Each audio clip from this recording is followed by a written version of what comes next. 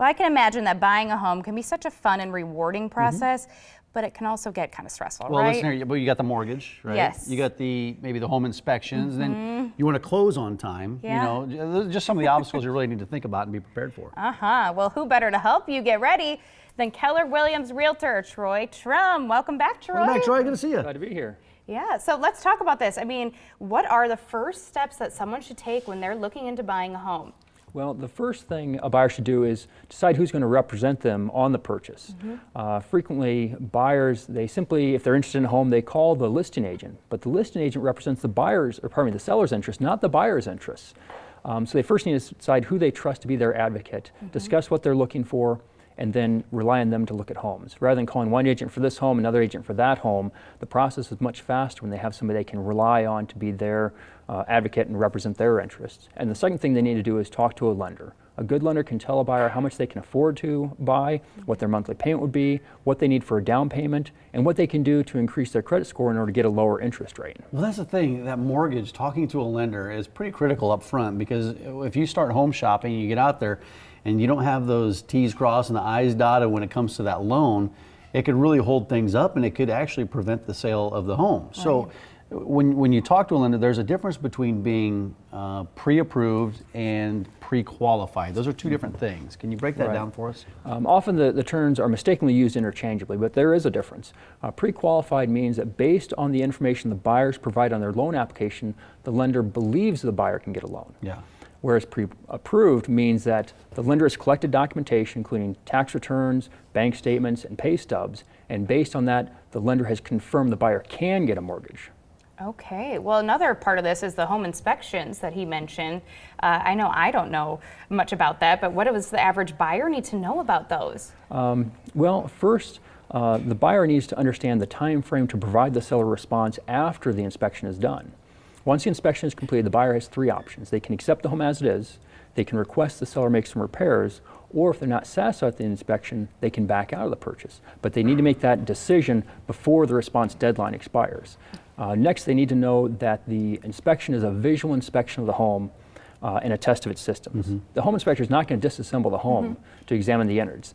For example, the inspector will take off the access panel of the furnace, but he's not going to disassemble it to look at each component. He'll test a ceiling fan to see it works, but he's not going to take it down to see if it's wired properly. Right. And then last, the buyer needs to know to read the entire inspection report. There's a lot of information in there, and it's the buyer's responsibility to read that report and understand the issues that were found. There are critical things you want to look at. I mean, you're talking roof, you're talking foundation, you're talking some of the mechanical as well. And then once you get past that process, there are still some potential obstacles because you want to close on time. What are some of those obstacles that could prevent you from closing the deal when you want to? Sure. First, the buyer needs to understand that a closing date is an approximate date. If there's a delay with financing or title work, that closing date might get moved back by a couple days. It doesn't happen often, but it can happen. But obstacles to closing, the first one and most common is probably within the buyer's control, which is the buyer providing information to the lender when the lender requires it. The lender might need information on a debt or a change in income. Any delay in getting that information to the lender could result in the closing being delayed. And another one that I think a lot of people don't think about is an obstacle could be the agents themselves. I sometimes have to deal with part-time agents who during the day they're working another job, so I can't reach them. We talked about that, If a time-sensitive issue comes up that needs to be dealt with right away, a delay from dealing with a part-time agent could mean the buyer's not closing on time. Yeah, if you have to wait a half day or even a full 8 hours to get a hold of the other agent, that could present some problems. Absolutely. Well, as an agent, for you, are there any topics or subjects that you have to avoid in this? There are. Because of fair housing laws, there are certain questions a buyer might ask that I can't answer for them. The most common is a buyer asking if a particular neighborhood is a safe neighborhood. It would be a fair housing violation for me to generalize a neighborhood as unsafe. And my opinion of safe may not be the same as a buyer's opinion. So what I advise them to do is call the police department, get a crime report, and then also drive through neighborhoods. See which neighborhoods they're comfortable with and which ones they're not. Right. Let's look at a few misconceptions when it comes to buying a home. What are some of those out there? Well, the biggest financial misconception is that it's all about price, when really the interest rate has a bigger impact on the monthly mortgage payment than the price of the home. Sure.